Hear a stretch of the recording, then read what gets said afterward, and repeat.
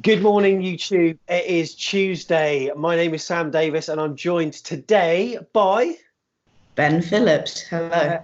Yeah, how are you, Ben? You all right? Yeah, I'm good, thank you. Good, good. Are you self-isolating yet, or what? It's crazy what's going on, isn't Yeah, it is. I'm not self-isolating yet, but yeah, I think all business is normal as far as I know. it? Good man, good man. So Ben happens to be my nephew, and you'll have seen him on a number of previous YouTube videos. One of them where he was doing some player ratings, and he got some excellent YouTube comments from that. So yeah, really good. But today, Ben, we're going to be previewing Group B, the next four goals in the World Cup of AFC Bournemouth goals, and we got some really interesting ones here. So I'm going to take you through each one, and you can let me know your thoughts on them. So, first goal is Adam Smith against Everton. That was from November 2015 at home. That was from the 3-all. If you want to watch it, click the card at the top of the screen. Ben, that was a goal that got us back into the match because we were trailing Everton at the time, I think, weren't we?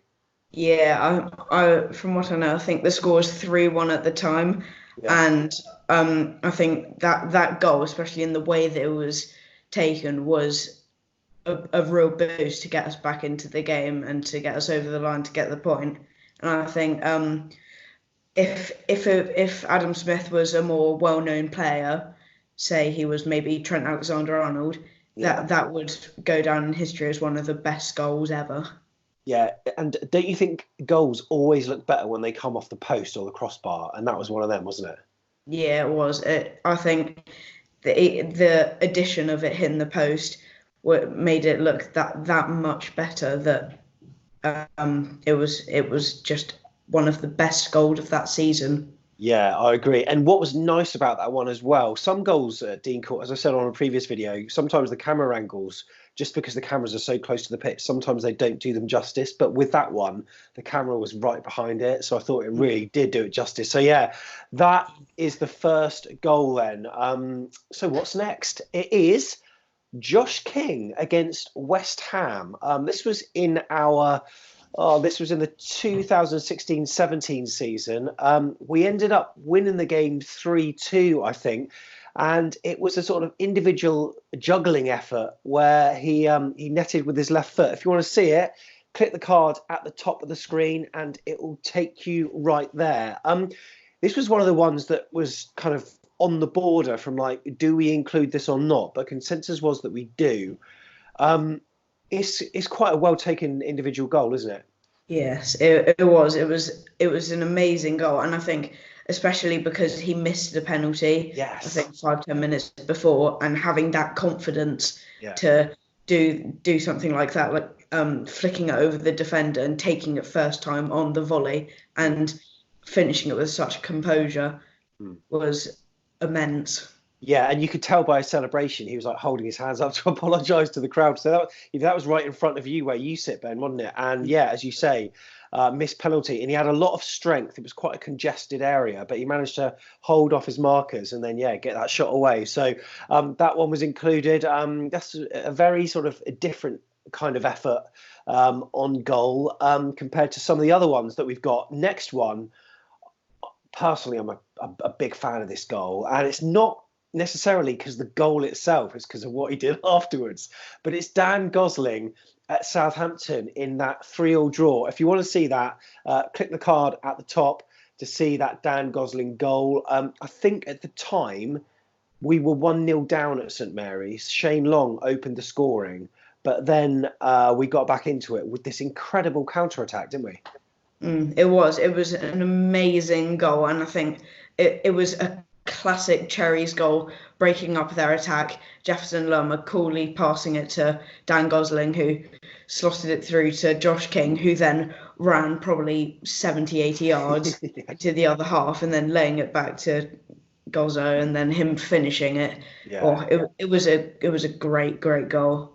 Yeah, Josh King had the afterburners on, and I just like that kind of one touch, sort of nature of it. Because I think it got played to Callum Wilson on the left. He touched it first time onto Dan Gosling, and the way it went in, when I was actually at that game, and it was scored up the other end, and it looks like the shot was fairly central towards the keeper, and the keeper maybe should have done a bit better with that. But then it was the ear cup to the Saints fans. Yeah. Now, I think that might be the family section over that side. So, yeah, those wouldn't have been the people giving him stick. But, yeah, I just really enjoyed that goal.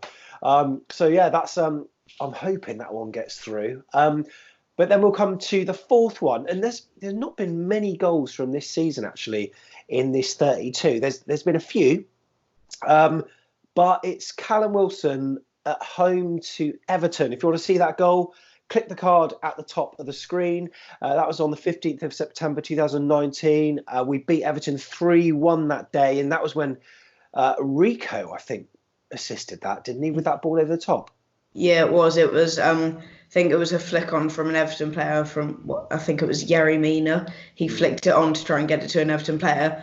First time, Diego Rico threw ball over the top, through to Callum Wilson. It was. I wasn't actually at that game, but from the highlights and the videos that I've seen, it was a very, very good goal. Yeah, it was, and it must have been extra sweet for Callum Wilson to score against his England teammate as well. It was a kind of lobbed finish, but it went into the sort of side netting, into the side of the net rather than sort of a typical lob. But he just such composure.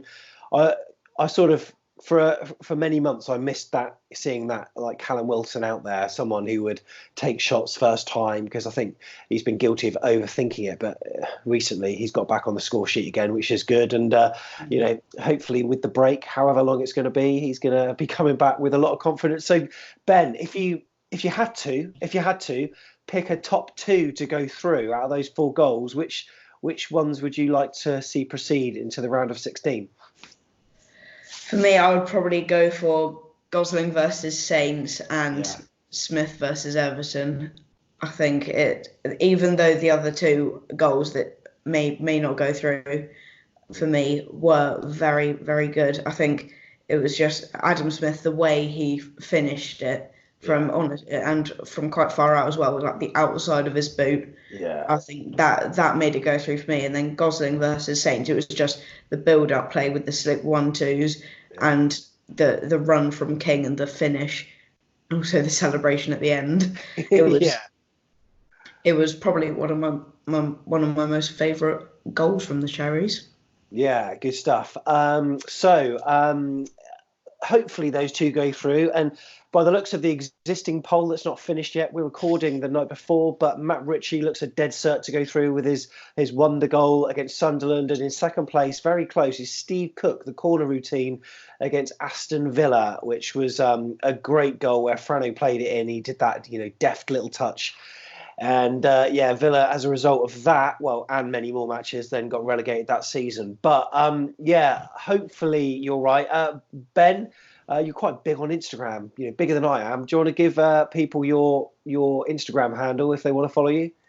Yeah, well, it's a bit of a confusing one. It starts off with an underscore, and it's Ben, and then it almost looks like a face. It's a dot, underscore, dot, and then Phillips, then an underscore at the end. Yeah. So, yeah. What I'll do is I'll put it in the description, save you the bother. But yeah, Ben tweets a lot of AFC Bournemouth stuff and golf stuff and all sorts. So yeah, certainly do give him a follow. But yeah, Ben, thank you so much for coming on and previewing Group B. Thank you. And make sure you click the link down there in the description, because the poll goes live at 9 a.m. today. So make sure you get your votes in and let's see who goes through. And remember, we're doing this every day during the group stage at 9 a.m. So, we're going to see eventually who gets crowned top dog in the World Cup of AFCB goals. We'll see you in the next video. Up the Cherries.